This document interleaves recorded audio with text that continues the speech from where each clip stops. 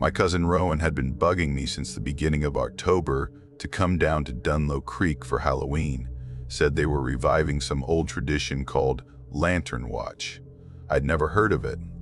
He made it sound like a mix between a block party and some weird backwoods ritual candles, costumes, bonfires, something about safety, but he wouldn't explain much over the phone.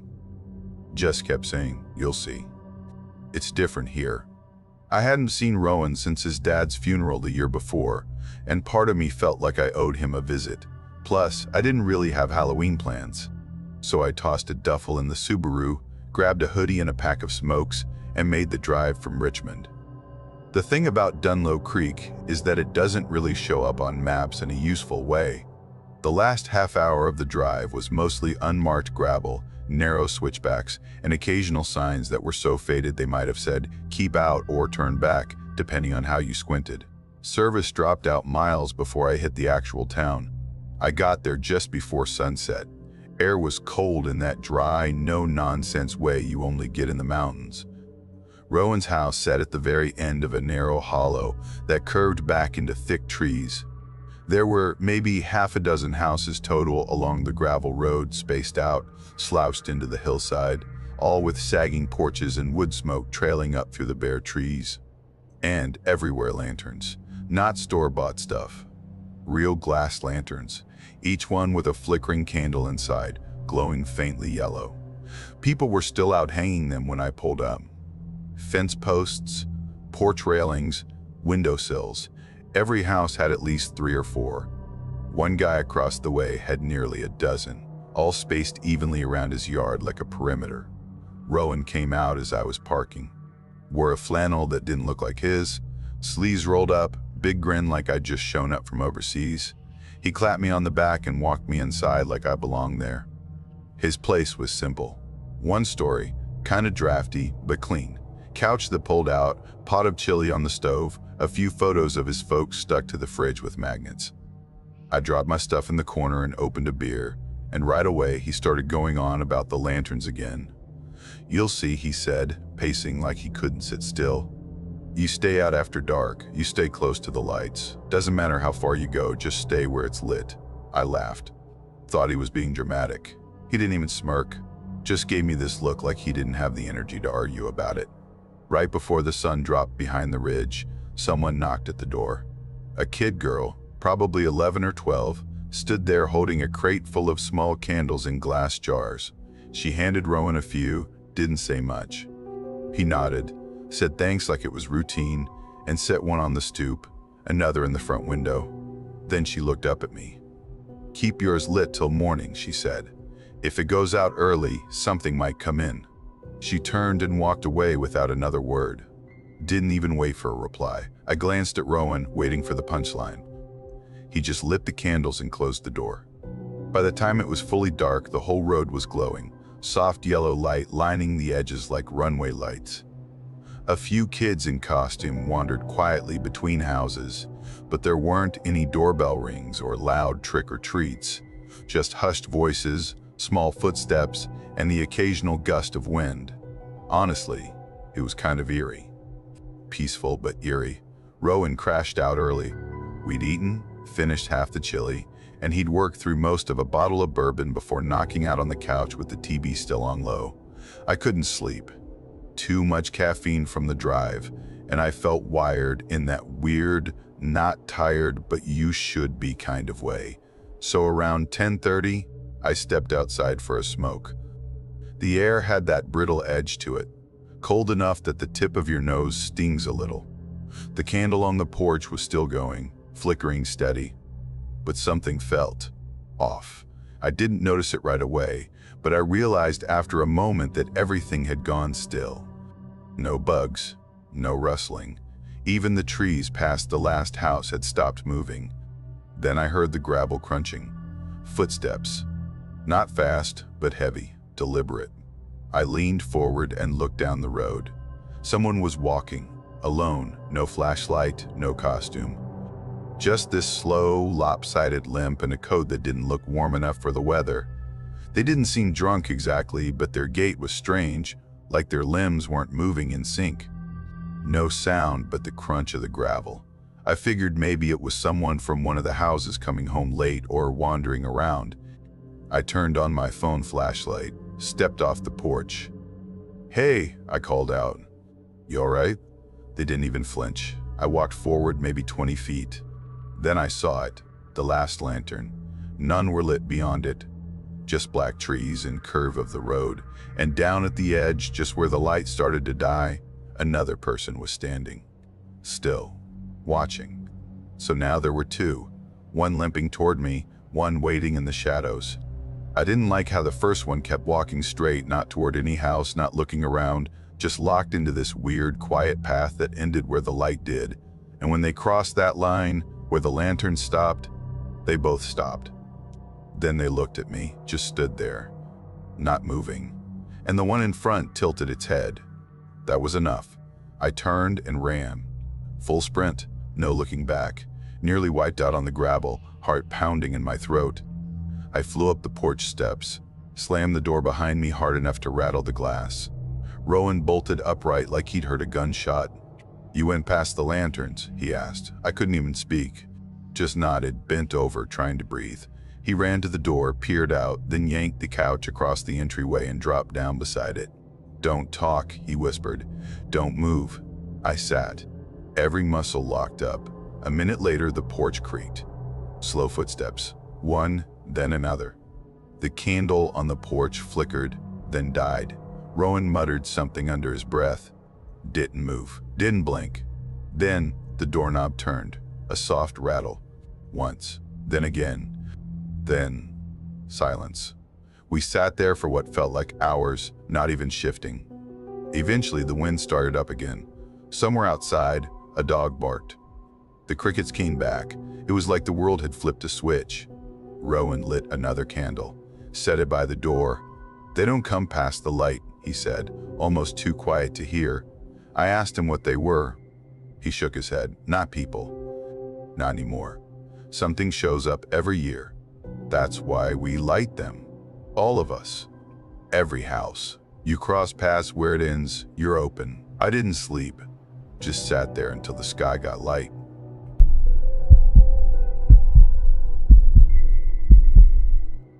I was 30 when Briar had been trying to get me out of the city for weeks. Said I looked like I was forgetting how to breathe right. Her idea of a reset was heading out to her mom's place in the backwoods of eastern Kentucky, where there's more deer than people and your phone dies out of pure boredom halfway through the drive. I gave in the week before Halloween. She called me from the Walmart parking lot while buying peanut butter cups and cheap beer and said, "Come on, just for the weekend." So I packed a duffel, loaded up on gas station coffee, and drove 5 hours east into the hills, through towns with more boarded up shops than open ones. By the time I hit Ash Creek Road, even the radio gave up trying. Aunt Marla's house sat at the end of a winding dirt track that felt like it should have collapsed in on itself decades ago. The trees leaned in so close they scraped the side mirrors, and I had to slow down more than once to let a possum or a sad-looking dog wander across. I hadn't been back since Uncle Roy's funeral 13 years earlier. I remembered the place being rough around the edges, but time had done it no favors. Houses along the road were sinking into the hills, trucks rusted down to frames, fences rotted into suggestion. Even so, Briar greeted me on the porch with that same big grin she always had when she was up to something. After dinner chili, cornbread, and wine we drank out of mason jars, Briar told me we were going trick-or-treating. "Like hell we are," I said, assuming she was joking. "No, I'm serious," she said, already halfway into her boots. "People still do it out here. It's fun. Weird, but fun." I blinked at her. "You're 32. She tossed me a pillowcase. "So what? You think we're gonna age out of candy?" I should have pushed harder, but she had that stubborn sparkle in her eye. The same one she had before she jumped into the lake off Miller's Bridge in 8th grade, even though it was frozen solid around the edges. So I pulled on my coat, and we stepped out into the chill. We started walking around 6, just as the sun ducked behind the ridge. The sky went dim fast, and shadows stretched out long and sharp across the gravel. Most of the houses were dark, no lights, no movement. Just a few porch steps leading into nothing. But some homes still had a glow in the windows. Old oil lamps or candlelight tucked inside carved pumpkins. The folks who answered the door were mostly elderly, They looked surprised to see us but happy. One woman called us young girls and pressed soft fudge into our hands like she'd been waiting all year for someone to show up. A man in flannel handed over popcorn balls the size of grapefruits. We even got a couple of what I'm pretty sure were homemade caramels wrapped in wax paper that stuck to themselves. It was strange but kind of nice. Familiar in that way old things are. After maybe half a dozen houses, the gravel narrowed down to a dirt path. Just a single lane, barely wide enough for a tractor. I figured that was our cue to turn back. But Briar stopped and pointed to a faint light further up the path. "That one's the best," she said. "He always gives something weird." "Who?" I asked. She just shook her head. "You'll see." It felt colder up there. Not dramatically, just enough to notice. Like the trees were swallowing sound and heat the deeper we went. The smell changed too. Earthier, sharper. There was a scent like creosote and old iron, like walking under a train bridge. The light ahead flickered, not like a porch light, but like fire behind a dirty glass pane. As we rounded the bend, the house came into view. It was tall but sagging, 2 stories that looked like they were leaning into each other for balance. The porch slanted forward, the roof bowed in the middle. There weren't any decorations, no pumpkins or skeletons or anything cheerful. Just a single lantern hanging crooked over the porch steps, and beneath it stood a man in a dark wool coat, buttoned all the way up. He didn't wave, didn't smile, just stood there staring like he was waiting for a verdict. Briar nudged me. "You go first." I gave her a look. "You dragged me out here." She smiled, but her eyes were serious. So I stepped forward.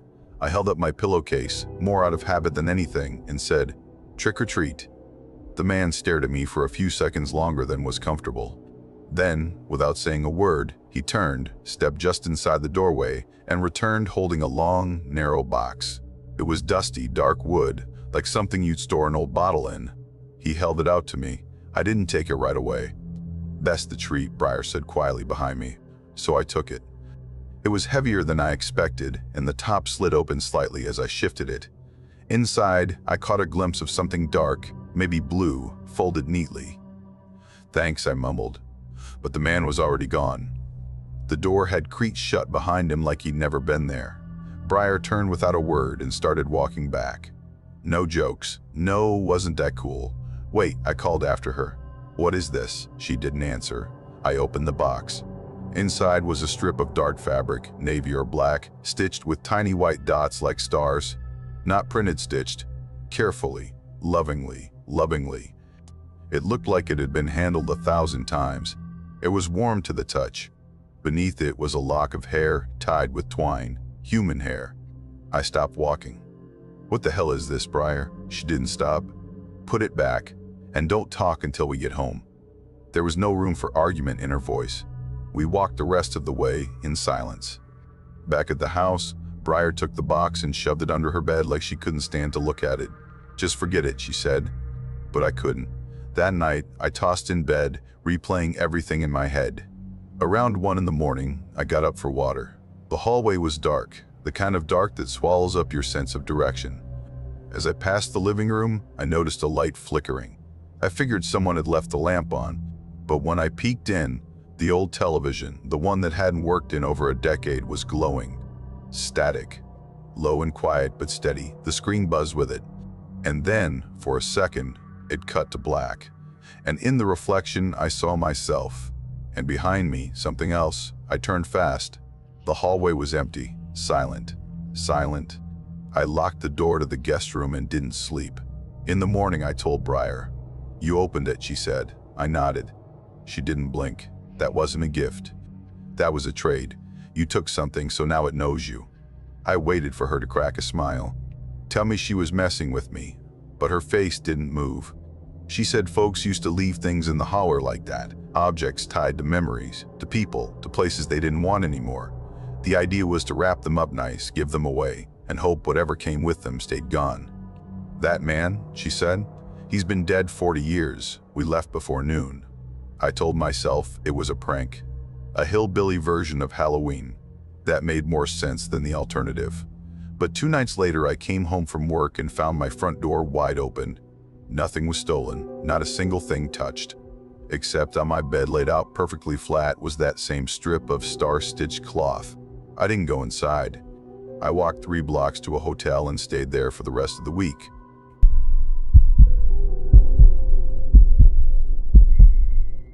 My cousin Ray had lived in Halter's Ridge her whole life, which, in fairness, only made her slightly less weirded out by the place.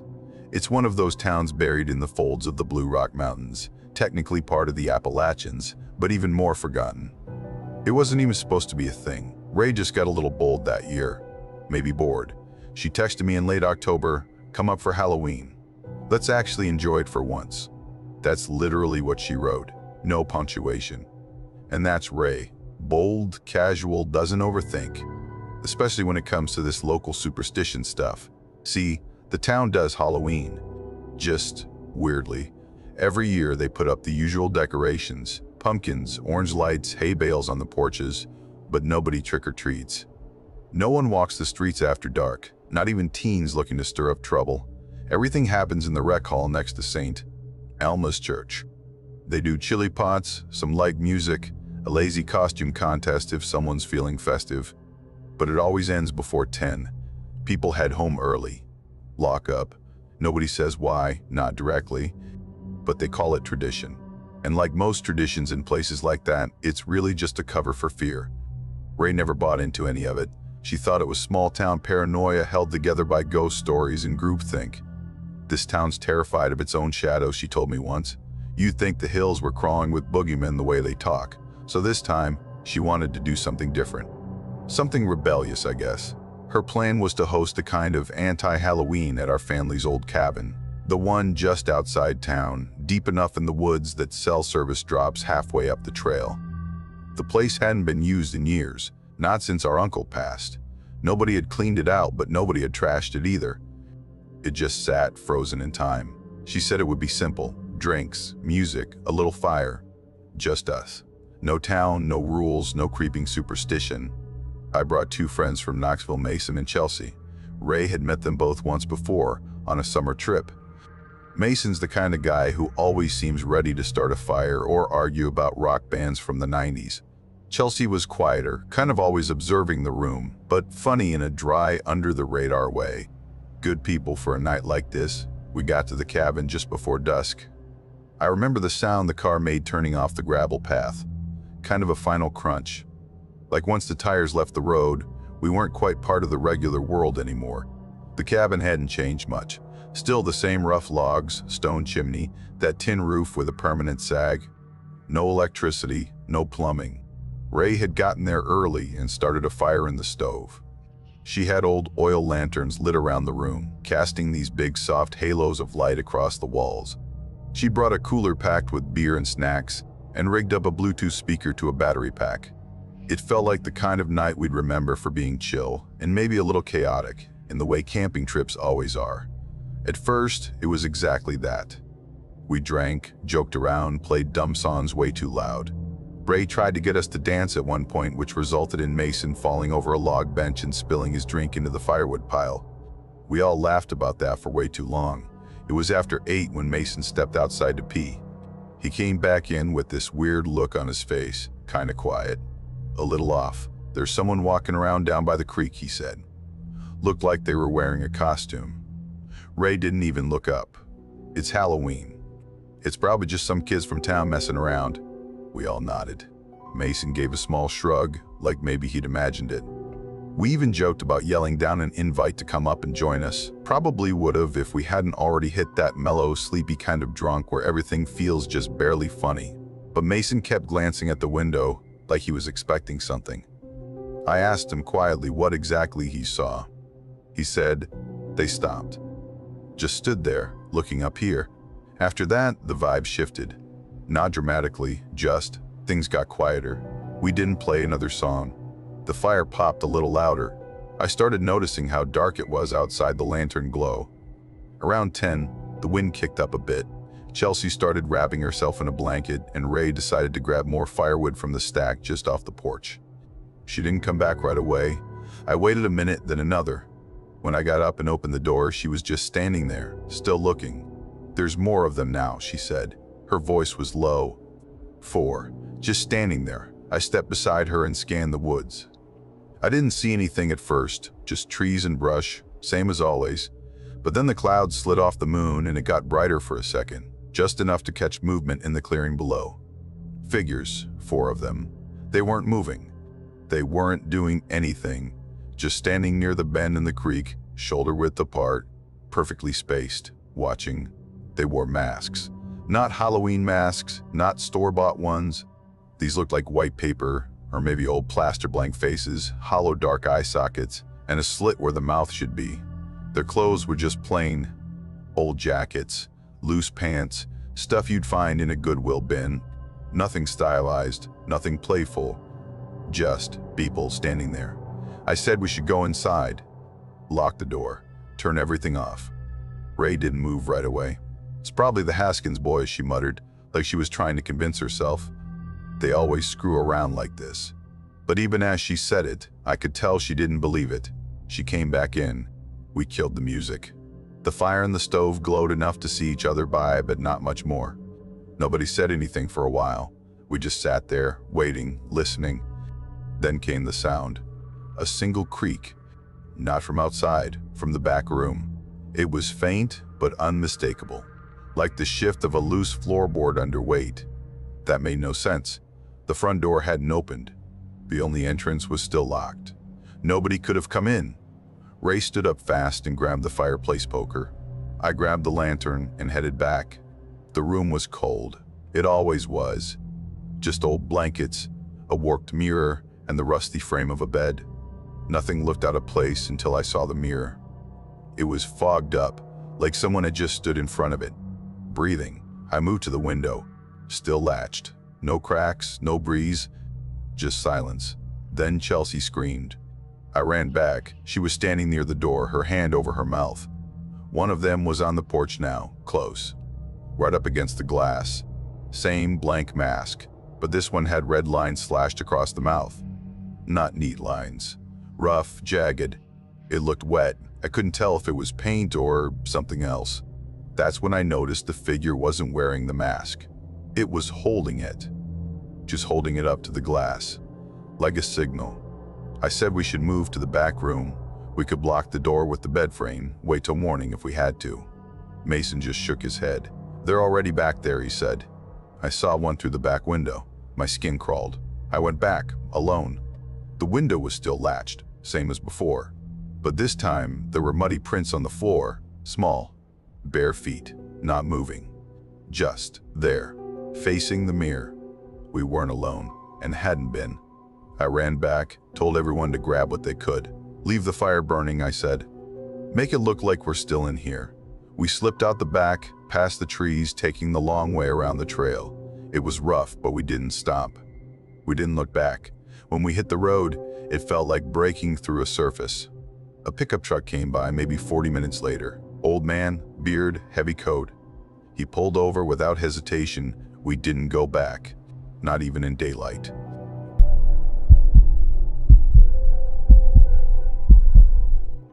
I hadn't been back to Marlow Creek in almost 10 years, not since my mom's funeral. She and I weren't especially close, and after I left for college, I never really had a reason to come back. But that fall, my uncle, her brother, passed and left me his cabin just outside town, near Hollow Ridge. Real quiet stretch of woods, no neighbors in sight, one dirt road in and out. Nothing fancy, but sturdy, old school. I figured I'd spend the season fixing it up and see how I felt. Maybe stay, maybe sell. It took about 3 days to realize why I left in the first place. Not that it was bad, just small. Everyone knew everyone, and if they didn't know you, they knew someone who did. I couldn't go into the grocery store without someone asking how my mom was, forgetting she'd been gone for years. They meant well, but it was like being stuck in someone else's scrapbook. One afternoon, I stopped by the town hall to check the mail, and this woman, Miss Janessa, flagged me down in the parking lot. Late 60s, wearing a pumpkin sweater and orange hoop earrings the size of cookies. She'd been running the local Halloween thing for decades, and apparently remembered me from when I was a kid. "Oh, you're Brenda's boy. You used to come to Hollowfest dressed like a little pirate." I had no idea what to say to that, so I just smiled and nodded. That was enough for her to rope me into helping out. Hollowfest is this annual Halloween carnival they do out at the old fairgrounds. Real homespun stuff, hay rides, costume contests, a corn maze, little haunted house made from PVC and tarps. It's harmless fun. Janessa asked if I could volunteer for the Saturday night shift, just cleanup duty and a little wash duty overnight. Said they needed someone to stay until morning and keep an eye on the grounds. Just make sure no one sneaks in and sets the corn maze on fire, she said, laughing like that had happened before. I figured, what the hell. She handed me a giant yellow key, told me where the utility shed was, and pointed me to the back gate where I could park my truck. The fairgrounds sat in a shallow valley behind the elementary school, surrounded on 3 sides by woods. No streetlights out there, just a porch bulb on the shed and whatever moonlight got through the clouds. It was quiet in a way that made you constantly aware of your own breathing. The cleanup finished around 10. The rest of the volunteers waved goodnight and left in dusty trucks. I walked a few laps with a flashlight, checked the fences. The place was dead still except for some raccoons clattering around the trash bins near the food trucks. Around midnight, I stood near the edge of the hay maze, smoking and thinking about whether I really wanted to stay in Marlow Creek. The town made me feel like a kid again, but not in a good way. Like I was waiting to grow up all over again. That's when I noticed something weird. Earlier, there'd been a kids' pumpkin carving contest under the pavilion. Whole row of tiny pumpkins on a folding table, maybe 25 or 30, all crooked faces and missing teeth. I'd helped move them myself. But now, when I looked over, there were only 4. Just 4 pumpkins, still lit, still sitting there. The rest were gone. I figured maybe some parents came back and took theirs home. Or the cleanup crew tossed a few. Still, I wandered over to check. The table was spotless. No bits of rind or pulp. No smudges or leftover candles. Just 4 carved pumpkins glowing faintly, each one with a different crooked grin. I looked in the trash bins. Nothing. Walked around the grounds. Still nothing. No smashed pumpkins. No bits in the grass. Not even a trail. It was like someone had taken them without leaving a trace. That felt off. I went back to the shed, locked the door behind me, and pulled the heater close. There was this small folding chair inside, the kind that pinches your skin if you shift wrong. I sat there, arms crossed, listening to the space hum and hiss. At around 2 in the morning, I heard movement outside. Not the kind you ignore either. Real slow steps on the gravel, not heavy, but deliberate. I shut off the heater, then the light, and moved to the narrow window. There was a tall figure standing next to the swing set. I couldn't make out the face, just a silhouette, facing the corn maze, completely still. I watched for a good 2 minutes, waiting for it to move. It didn't. Then I cracked the window. That's when I heard the dragging sound, from the opposite side of the fairgrounds. Heavy, like someone pulling something behind them. A long scrape across dirt and dry grass. I couldn't see what it was, but it kept going for at least 30 seconds. Then, a knock. Not on the door. Not on the door. On the far wall of the shed.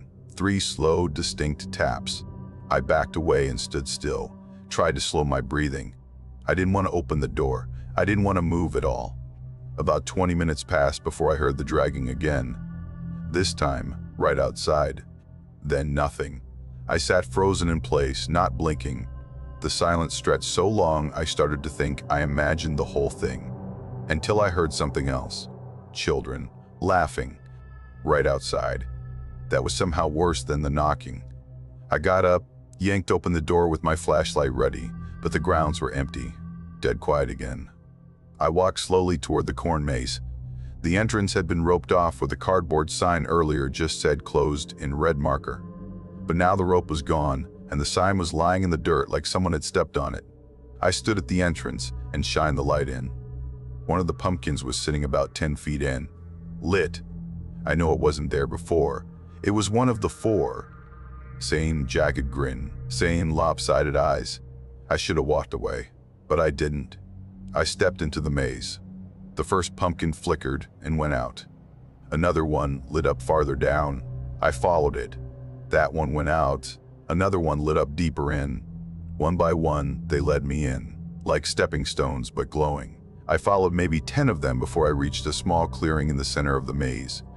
There had been decorations there earlier. A scarecrow, a few paper bats hanging from string. But now, 6 kids were standing in the middle of the clearing. They didn't move, just stared. Old-fashioned costumes. Paper masks, sackcloth capes, fake fur ears made from glued-on felt. The kind of stuff you'd see in photos from the 40s. Their clothes were soaked, muddy, clinging to their arms and legs like they'd just crawled out of the ground. One of them pointed behind me. I turned. The scarecrow was gone. Its clothes lay in a pile at the base of the post, like something had stepped out of them. And then the tall man appeared, same figure from earlier. He stepped into the circle of light, head tilted just slightly. He was facing the maze again until his head snapped toward me in this stiff, unnatural jerk. That was enough. I turned and ran. I don't remember how I got out of the maze. Just the feel of stalks slapping my arms, my shirt ripping, the flashlight slipping out of my hand. I didn't stop until I hit the gravel road at the edge of the grounds. That night, I packed up my stuff and left Marlow Creek.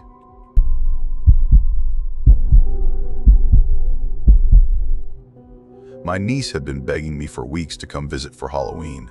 She was turning 6 that year and had somehow gotten it into her head that trick-or-treating in the mountains would be extra magical. Her words, not mine. Lorna, my sister, had moved up to a little town called Elbridge about 4 years earlier. It's tucked deep into the Alleghenies. I figured, why not?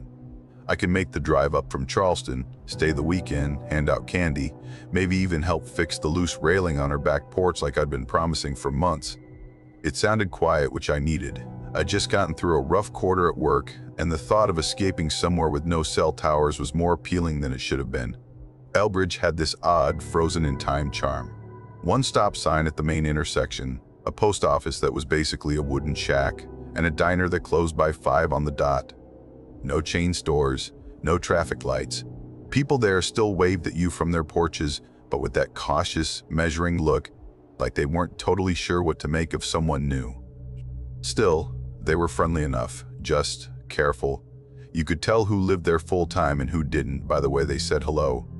That afternoon, kids started trickling out of houses dressed as scarecrows and pumpkins and witches. There weren't a lot of them, maybe a couple dozen in total, but they had hand-sewn costumes and buckets already half full with candy from neighbors who'd clearly been prepping for weeks.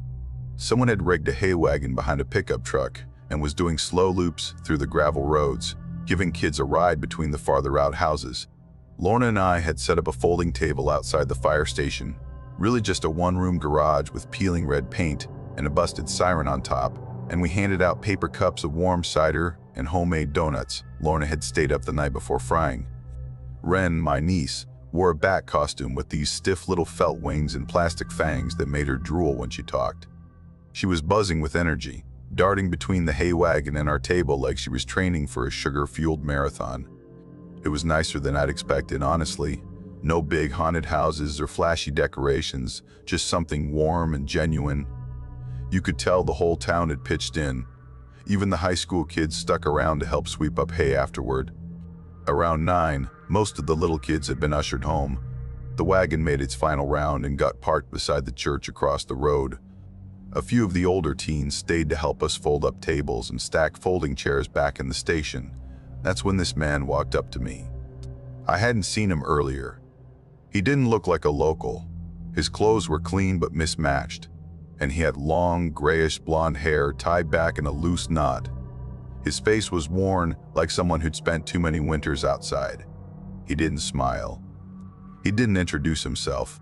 Just looked at me for a second, then asked, "You staying up at Lorna's place?" I said yeah, surprised he knew who I was. He nodded toward the trees behind the church and said very calmly, "If you hear knocking tonight, don't open the door." And that was it. No follow-up, no wink like he was kidding. He just turned and walked off across the gravel, disappearing into the trees like he was headed somewhere he knew well. I stood there a moment, waiting for someone to laugh or say he was just messing with me, but nothing. When I asked Lorna who he was, she said she'd never seen him before. And up there, that's rare. You notice new faces. But she just shook her head and said, "Probably someone passing through." We got back to her place around 10:30. The cabin's tucked way back off a road called Calvert Run, one of those barely there gravel lanes where the trees crowd the shoulder and the branches scrape your windows if you're not careful. Her house sits near the end, perched on a ridge above a thick patch of woods. There are two other houses you can see through the trees, but both were dark and quiet that night. The place is small, just 2 bedrooms and a narrow kitchen that opens into the living room. I offered to take the couch since Ren had the second bedroom. Lorna showed me where the blankets were, gave Max the dog a biscuit, and said goodnight. She seemed tired, not worried. I stayed up for a bit, half watching videos on my phone, sipping the last of the cider.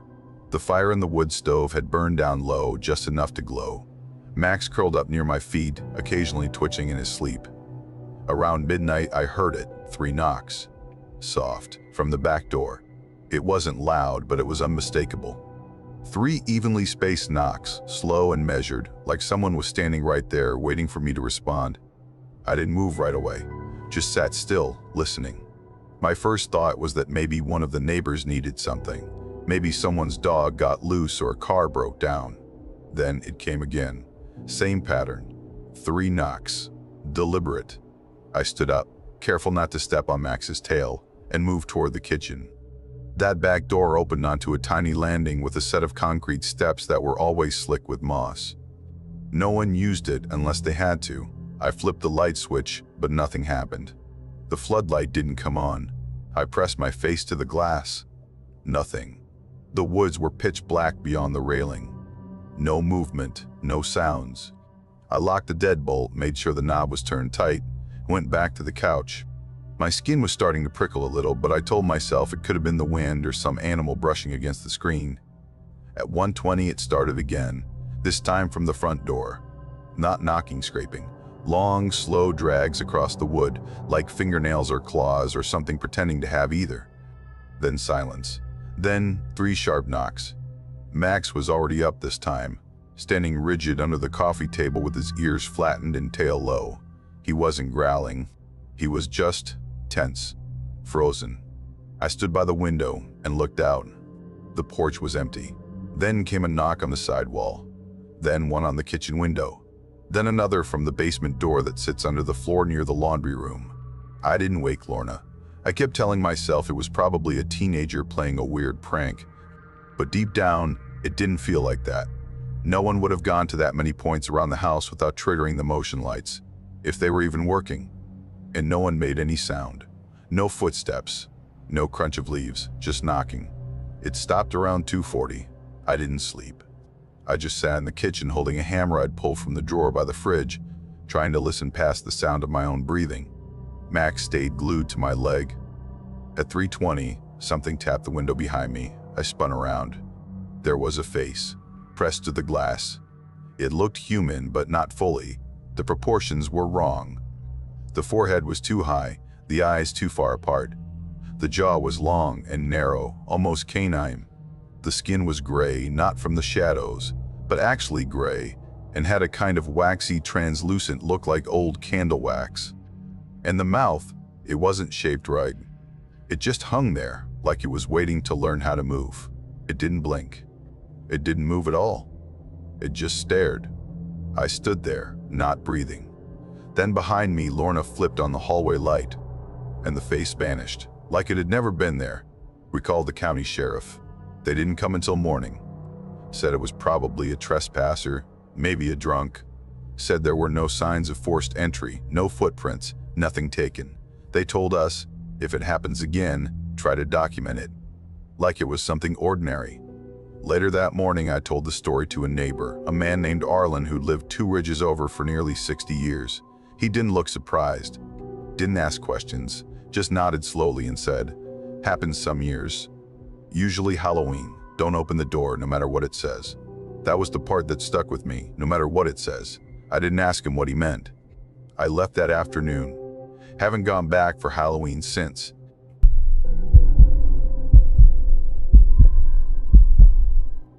I was 16 when Halloween fell on a Sunday, and the church just outside of Farage decided to put together what they called a harvest alternative.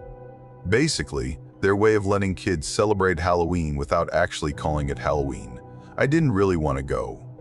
I'd already aged out of most of the fun stuff, and hanging around the church rec room with folding tables and plastic pumpkins wasn't exactly high on my list. But my cousin Cora had other plans. She showed up at our door in full pioneer mode bonnet, apron, some kind of long brown dress that looked like she'd stepped out of a one-room schoolhouse. She gave me that look, the one that said if I bailed, I was officially the worst person in the family. So I gave in. I threw on jeans and an orange hoodie and told people I was a leaf pile. It was the laziest costume imaginable, but I stuck with the joke, mostly for myself. The church sat at the edge of a hollow, where the land dipped down into a patchy field before giving way to thick woods. It was all gravel roads and scattered cabins out there, families tucked way back in the trees where the mailboxes leaned sideways, and porch lights were the only sign of life at night. That kind of quiet where you can hear gravel shift under tires from half a mile away. Some of the younger kids had walked up one of those gravel roads earlier to trick or treat at a house that always gave out full-size candy bars. Apparently, the guy who lived there was some retired music teacher who had a thing for over-the-top generosity once a year. It was about the only house out that way anyone still bothered to knock on. Around 8, after things started to wind down, Cora realized she'd lost her phone somewhere near the hay bales and asked me to go look with her. I didn't really want to. My fingers were already freezing, and the cider had gone cold. But I grabbed a flashlight from the rec room and followed her out behind the church. It was mostly empty by then. The parking lot still had a few cars, but the crowd had thinned out fast once the little kids got tired. The field behind the church was quiet, just a few paper cups and candy wrappers blowing through the grass. No one else was out there. We checked around the hay bales first. Nothing. Cora thought maybe it had fallen out of her pocket on the walk up the road earlier, so she pointed toward the gravel where it curved into the trees and said, "Let's just check a little bit up there." I hesitated. Not because I was scared exactly, but there was something about the way the trees swallowed the road. Still, I said okay. We could still hear faint music coming from the church speakers, and the glow from the parking lot lights filtered through the branches behind us. It didn't feel too far from safe. We walked a few hundred feet up before we stopped. The gravel crunched under our boots with every step, loud in the quiet. I told her to try calling it from my phone.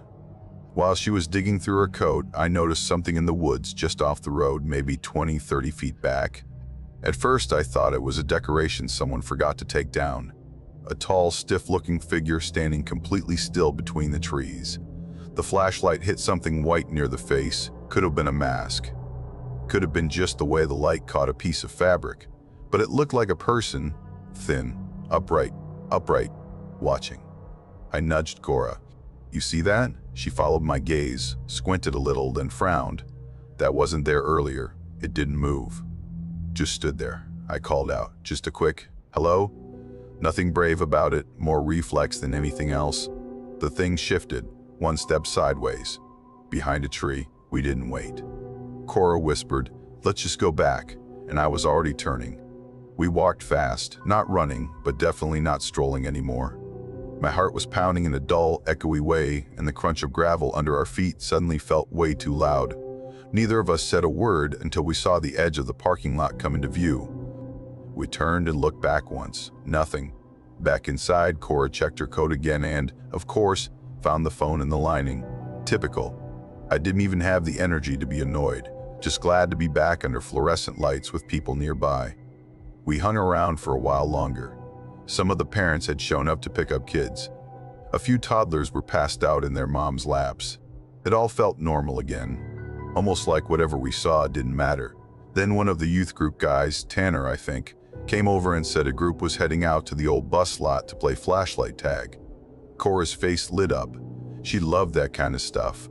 I rolled my eyes and climbed into the back of a pickup with her and 5 others. The bus lot wasn't far, maybe half a mile down the same gravel road we'd walked earlier. Just a wide pull-off, surrounded by weeds and broken fencing, where the county used to park school buses before they built the new depot. There were still 3 old buses rusting out there, half sunk into the ground, their tires buried and windows shattered. Everyone spread out with their phones and flashlights. I stayed close to Cora. The place gave me the creeps even on a normal day. That night, with beams of light sweeping through the tall grass and shadows darting between rusted-out metal frames, it felt like we'd wandered into someone else's territory. The game didn't last long. I'd stepped behind one of the buses when I heard it. My name. Not yelled, whispered, drawn out like someone trying to sound playful or seductive, Or both. It wasn't Cora. I spun around with my flashlight. Nothing. At first, I thought someone was messing with me, hiding in the weeds, trying to scare me. Then I heard it again. My name, slow and careful, followed a few seconds later by Cora's.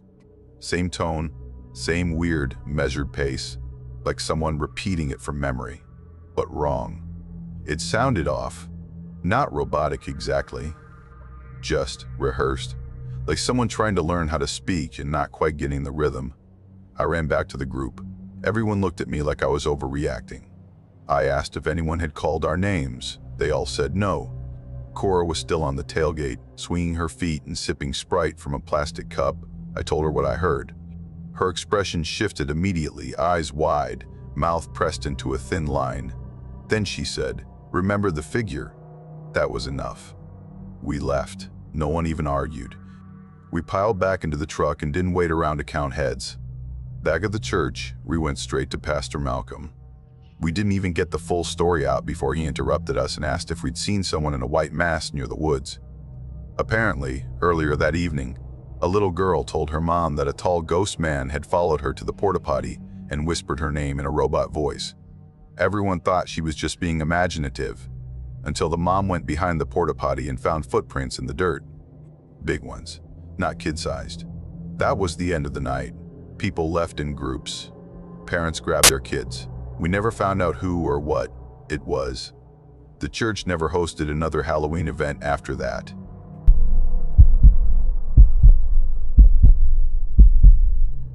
The Halloween fair at Pine Hollow Church was one of those small-town things that never really changed. Every year, the same handmade signs went up along Route 37. Aunt Maureen had volunteered there for as long as I could remember, so by default, my cousin Lila and I were part of the unofficial setup crew. We'd spend the afternoon taping orange streamers to the basement ceiling and untangling strings of plastic bats someone had stuffed into a box the year before without wrapping.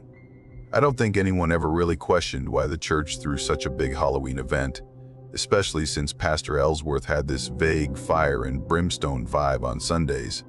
But I guess even he figured it was better to have the kids bobbing for apples under the eye of the church than getting into trouble somewhere else. That year, Halloween landed on a Friday, and the turnout was huge.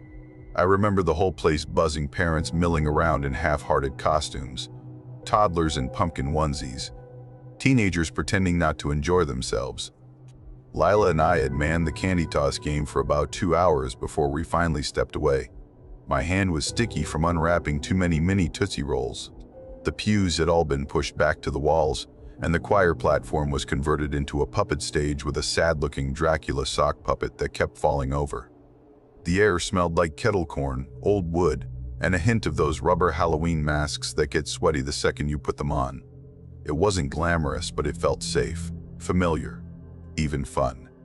I was chewing on a piece of stale licorice when Aunt Maureen suddenly came over to where we were standing near the coat racks. She looked like she was still in full costume, green face paint, sparkly black cloak, fake warts and everything, but her expression had none of the usual playfulness. She leaned in and said something low to Lila, too quiet for me to hear, then crouched in front of me. "Stay in the basement," she said. Her voice was calm but firm in a way that made my stomach drop. "No matter what you hear, don't open the door for anyone unless I come myself." I blinked. "Wait, what? Why?" She didn't answer. Just stood up and gave Lila a look that clearly meant, "Go now." That was enough. Lila grabbed my hand, pulled me down the back stairwell, and led me straight into the supply room tucked behind the boiler. It was a narrow little space with metal shelving units and mismatched boxes labeled with masking tape.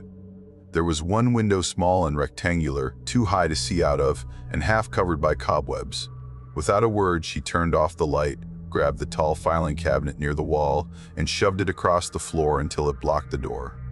The legs squealed across the concrete, but Lila didn't flinch. She just sat down, legs crossed, and clicked on the flashlight she'd pulled from her hoodie pocket.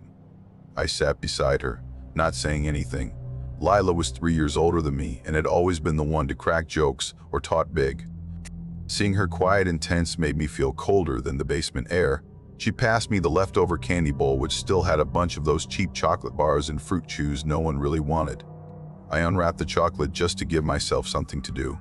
The sound of the wrapper crinkling echoed more than it should have.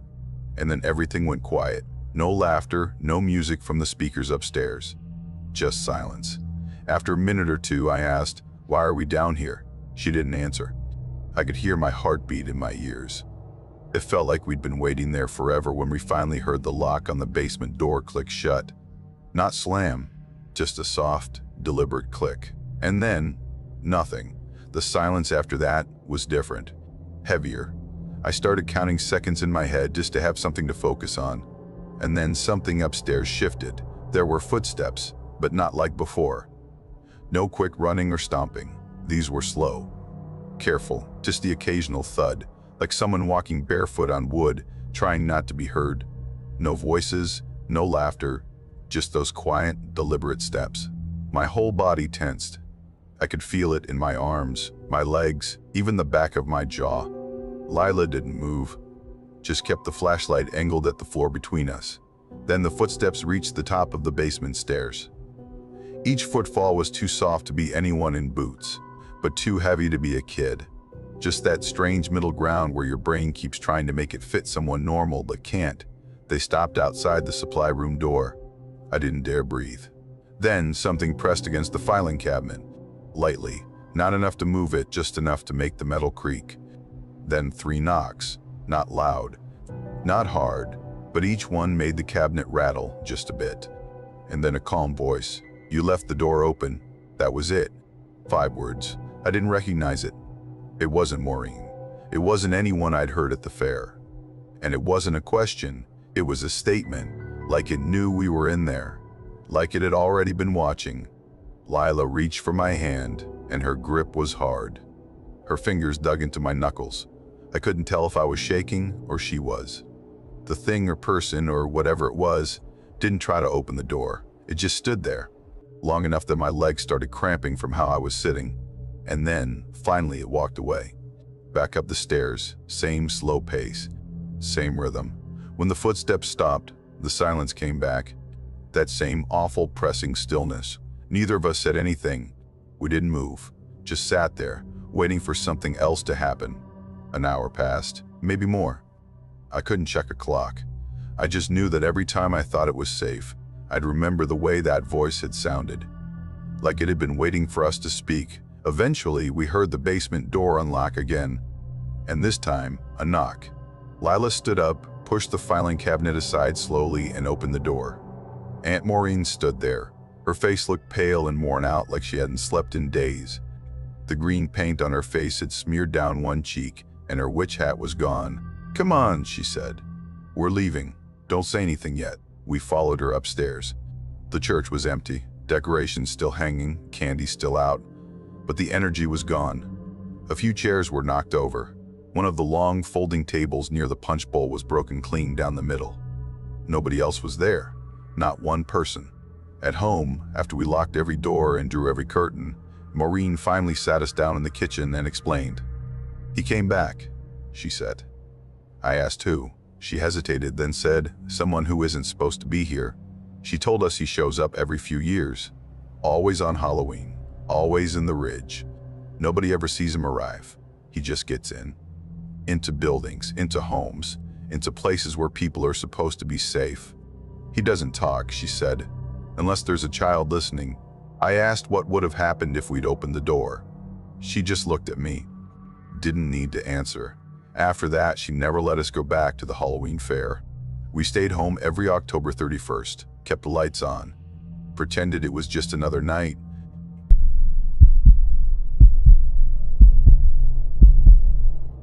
That fall, the town of Renlo decided to bring back the old lantern trail for Halloween. My Aunt Sheila, who ran the general store up on Maple Bend, was one of the festival organizers. She volunteered me to help with setup. No warning, no asking. Just handed me a box of extension cords and told me to wear shoes I could ruin. So on the day before Halloween, we loaded up the old truck with battery-powered lanterns, faux pumpkins, cords, and a bag of half-working zip ties, and headed out to the walking trail that curved above Clear Fork Ridge. It was while I was untangling a string of lights near the upper switchback that I met Harlow. I remember the first thing I noticed about her was her boots, new leather, spotless, like they'd never seen dirt. Not the kind of thing you wear on a hiking trail in Appalachia. She was tall, probably in her late 20s, and had this long copper braid down her back that made her look like someone out of a fall magazine. Her face was pale, freckled, almost kind-looking. Not warm exactly, but calm in a way that made you let your guard down. She told me she was part of a traveling vendor circuit that did seasonal events, and that she'd be helping run one of the booths at the bottom of the trail, something with caramel popcorn and candy. She asked me questions while I worked. What school I went to, where I lived, how old Marnie was. Marnie's my sister. She was 12 then, loud in a way only youngest siblings can be, and still obsessed with drawing cat people and making slime out of school glue. At the time, I didn't think it was weird. Adults ask kids questions all the time. Harlow had a quiet way of talking that made everything feel casual. She laughed at my jokes, told a couple weird ones herself, and even offered me half of a ginger cookie from her pocket that I politely declined. That should have been it. But the next day, she was sitting on the steps of St. Peter's when Marnie and I passed by on the way to the corner store. Same boots, same braid, same smile. She didn't try to stop us or say anything, just raised her hand in a slow little wave like we'd been neighbors for years. I didn't tell Aunt Sheila right away. I figured maybe Harlow was just wandering around town killing time before the festival. But that night, while I was working my weekend shift at the diner, I spotted her again. She was standing across the street, under one of the flickering lampposts, watching through the front window. She didn't come in, didn't say a word, just stood there for almost an hour. When I finally glanced back, she was gone. It started getting weirder after that. Marnie came home with a pair of hand-carved earrings shaped like tiny pumpkins. Said a nice lady gave them to her as a Halloween gift. I asked what the lady looked like. She said she had a long red braid and a quiet voice. That's when Aunt Sheila sat me down after closing the store. She looked uncomfortable in a way I wasn't used to seeing. Sheila's the kind of woman who once swatted a possum off the porch with a broom while holding a cigarette in her teeth. But that night, her hands were tight around a mug of lukewarm coffee. She told me Harlow had been hanging around after hours, lurking behind the store, asking questions about my parents. When Aunt Sheila confronted her, Harlow didn't argue. Just smiled and said, "You don't know what's best for them," like it was some kind of warning. That night, we unplugged the doorbell and made sure the side windows were locked. Halloween evening was quiet at first. Uncle Ben had broken his foot earlier that week, fell off a ladder trying to hang one of those inflatable ghosts on the porch, so he was laid up in the recliner with a bag of ice and a plate of brownies. Marnie and I stayed in, watched cartoons, and ignored the few trick-or-treaters who tried to come up the hill. Around 9, Marnie went into the kitchen to grab something from the freezer. I stayed in the living room, half watching a low-budget vampire movie, trying to stay awake. Then I heard a knock. Not on the front door, on the side window above the kitchen sink. Then Marnie screamed. I dropped the remote and ran in. She was standing by the fridge, frozen, one hand still holding a box of frozen waffles. Her eyes were locked on the window. I looked. Nothing. Just black trees and fogged-up glass. She wouldn't talk for a minute. Just kept staring. Finally, she whispered. She was right there. Her face was against the glass. We checked outside. There were no footprints. No handprints. But under the windowsill, tucked carefully into a dry spot behind the shutter, was a small piece of folded paper. White, crisp, not even smudged from the dirt. It had a list of names. Mine, Marnie's, our full names, our birthdays, our old address from when we lived with my parents in Elkins. The next morning, we found out from a sheriff's deputy that Harlow had been kicked out of 3 other towns along the vendor route. No official charges, but there were rumors, accusations from families about following children, showing up at schools, even starting a small fire behind a gymnasium. She called it an accident, but the school didn't let her back. We burned the earrings that night, tossed them in the wood stove, and watched the paint bubble and peel. 2 nights later, I was alone at the house. Aunt Sheila had gone into town to pick up something for Uncle Ben, and Marnie was sleeping over at her friend Lara's. I turned on every light inside and out, kept the curtains closed, and double-checked the locks 3 times. At 10:05, the motion light in the backyard clicked on. I looked out the kitchen window. A figure was standing just past the edge of the light. Still, just far enough back that I couldn't see the face. They didn't move. Not once. Not once. I watched for almost a full minute, my hand clenched around the phone, my heart thudding so loud I could barely think. Then I called the sheriff. By the time he got there, the figure was gone. No sound, no footsteps. But lining the gravel path to the porch were 6 tiny pumpkins, each one carved with a single word. Together, they spelled out, L-E semi Kami. Just told me to stay with family and keep the porch lights on. 2 days later, a hiker found something buried in the woods. It was maybe a mile from our house, under a rotting tree stump near one of the side trails. Inside was a bundle twine, feathers, dried weeds, some chicken bones, a small lock of hair. And in the middle of it all, a photo. It was of Marnie and me, standing in a pumpkin patch. I was 8. She must have been 3. We were holding matching trick-or-treat buckets. I'd never seen that photo before in my life. The back had a date written in pen. It was the night of the Lantern Trail. After that, no one saw Harlow again. Some people said she went south, that a camper found her old tent site near Briar Hollow, filled with torn-up Polaroids and scraps of hair in plastic bags. But nothing ever came of it. The Lantern Trail was canceled the next year. They didn't try to bring it back again.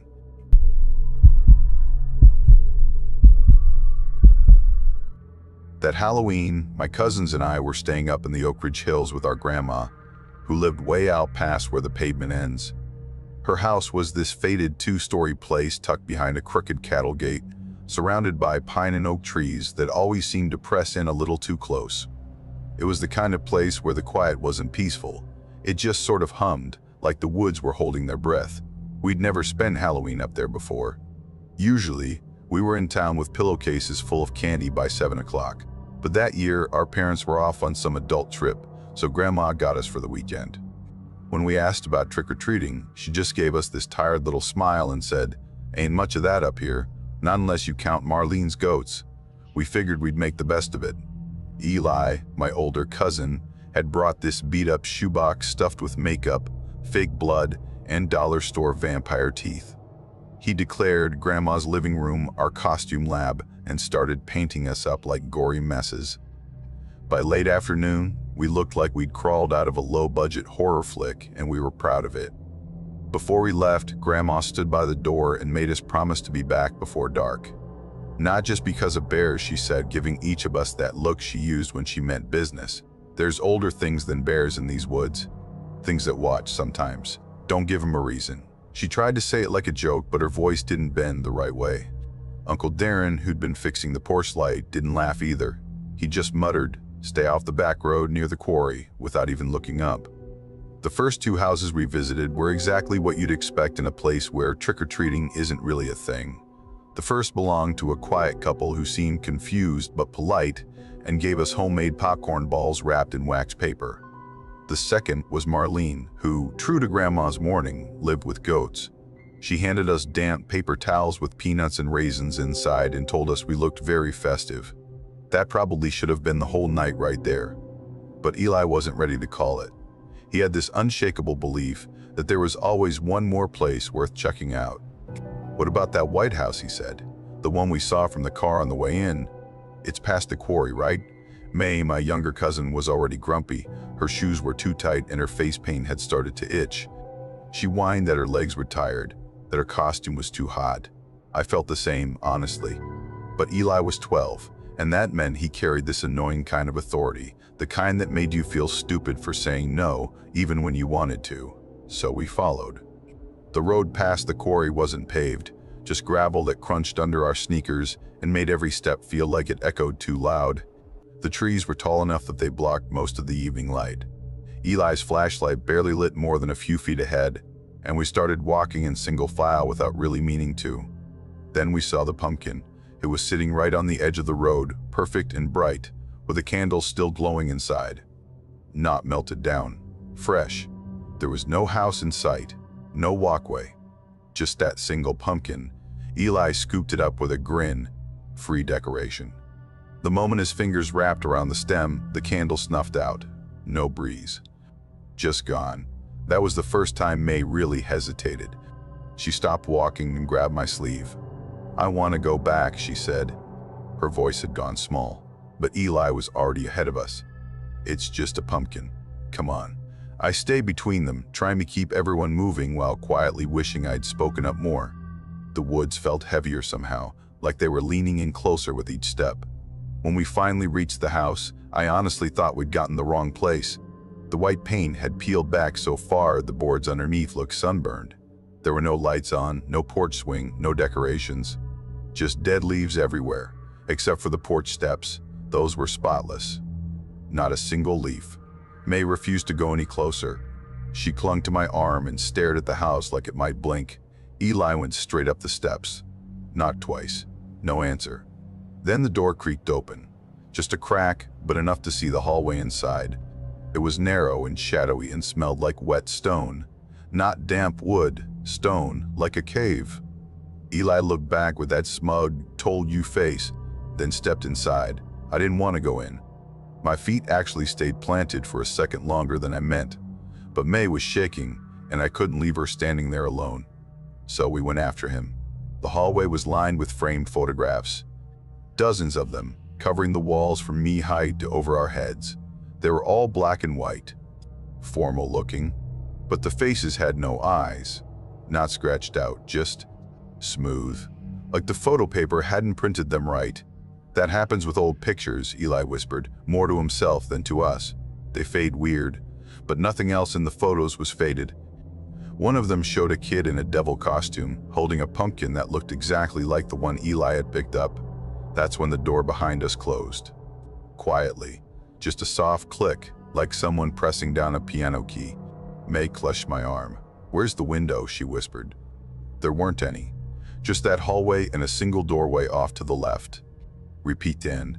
It was a sitting room, empty fireplace, creaky wooden rocking chair, and a crib. Just sitting there, small, old-fashioned, empty. Then the crib moved. Not rocked, creaked, like someone leaned on it from the inside. Eli dropped the pumpkin. It rolled across the floor and bumped the crib leg. And then something started coming out of the fireplace. It didn't crawl, didn't lunge. It just leaned forward, slowly, like it had been crouched inside, waiting. It looked human, kind of, but wrong.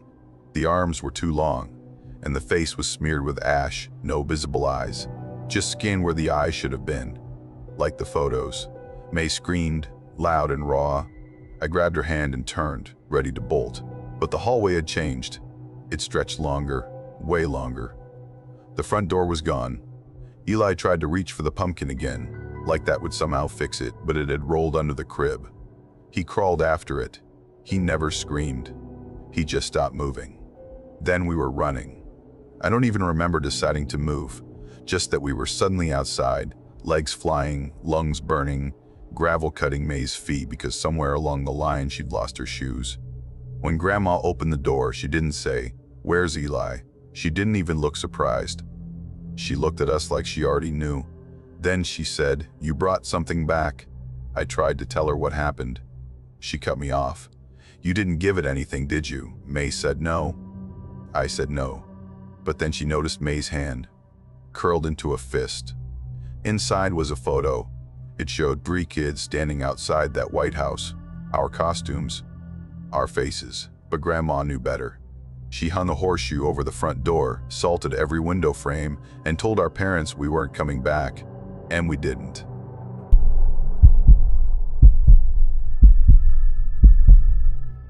I was 22 when I moved into my mom's old family place, a sagging 2-story house planted in the middle of nowhere in Appalachia.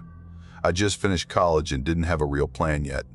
Moving into the house was mostly about saving money and buying time, at least until I figured out what was next. It was supposed to be temporary. A few months, tops. Maybe help out with upkeep, sort through some of the junk my grandparents left behind, get a breather before diving into whatever was supposed to come next. That first October, people around town started talking about the Firehouse Chili Cook-Off. It was apparently a big deal, the one real event in the area. Everyone went. Free food, bonfire, costume contest for the kids. A friend of my mom's even dropped off a flyer, hand-drawn in colored pencil and photocopied to death. I kept it on the fridge for a week and fully meant to go. Then I found the box. It was a few days before Halloween. I was out in the old woodshed trying to make a dent in the chaos boxes of rusted tools, rotting lawn chairs, and a whole family of spiders that clearly resented the intrusion. Toward the back corner, I noticed a floorboard that wasn't nailed down like the others. I pried it up out of curiosity, half expecting to find mice or nothing at all. Instead, there was a box. Small, olive green, dented on one side like it had been dropped hard, military style. It looked like the kind of thing you'd find in a surplus store, but heavier. When I picked it up, something shifted inside. It made a dull, muted rattle, like metal on paper. The lock was rusted and mostly cosmetic at that point. A few prods with a flathead screwdriver and it popped off with a dry snap. Inside were several black and white photographs, a couple hand-drawn maps on aging paper, and a bundle of thick envelopes tied together with fraying twine. Everything inside smelled faintly of mildew and time like old books, sealed in a box too long. The photos caught my attention first. They were all of the same place, a small clearing in the woods, centered around a jagged, sharp-looking stone about waist-high, kind of like a broken fang rising out of the earth. There were no people in the photos, no landmarks beyond that single stone, but every shot was taken from the exact same angle, always the same composition. The only difference was the years written on the back, October 31st, with different years spanning what looked like at least 40 years. Different handwriting, same spot, same time of year. The maps were rough sketches, clearly made by hand. Trails, ridge lines, a few marked points. One of the trails ended with a little X near the edge of our property, maybe a quarter-mile uphill. I should have just put everything back and walked away, but I didn't. That night, while most of the county was at the firehouse eating spicy chili and bobbing for apples, I laced up my boots, grabbed a flashlight, and headed into the woods behind the house. It was easy to find. The trail, though overgrown, was still traceable if you paid attention. Roots curled across the path like lazy snakes. After about 10 or 15 minutes of climbing and ducking under branches, I stepped into a clearing. Just like the photos, same angle even. And there it was, that jagged stone, exactly where it had always been, surrounded by a patch of bare earth. The air felt off. Not cold, just too still. Like the trees were pausing, listening. Then I noticed the things scattered around the edges of the clearing, nestled into the roots of the trees, small objects. A rusted key, a single glove, buttons, half of a toy car, and one item I still can't forget, a tiny mud-caked baby shoe. I don't know why, but I suddenly felt like I shouldn't be there, like I'd walked in on something that wasn't done yet. I raised my phone, took a single picture, and turned to go back. Then I heard it. A voice, distant but clear, calm, flat, "Get in your plane." I stopped. It wasn't loud, more like someone talking just far enough away that you couldn't pinpoint where they were. I turned around, scanned with the flashlight. Nothing. Just trees. No footsteps. No movement. Again, "Get in your plane." Same tone. Monotone, like someone reading instructions they didn't understand. There was no edge to it, no urgency. That's what made it worse. The thing is, it sounded familiar. Not the words, but the rhythm, the inflection. Like something I'd heard before, somewhere I couldn't place. I've never flown a plane in my life. Never even been in one without white-knuckling the armrest. Still, I practically jogged back down the trail. That night, I had a dream. I was inside an old cockpit. Green metal, scratched dials, switches that clicked when I touched them. Outside the window, the sky was the color of dried blood, deep red, fading into black. Something was wrong. I could feel it. The engine sputtered, choking. I turned my head, fuel was pouring out of the wing. I didn't know what I was doing, but my hands moved anyway. Reaching, adjusting, flipping switches. The headset crackled, but no voice came through. Then I ditched.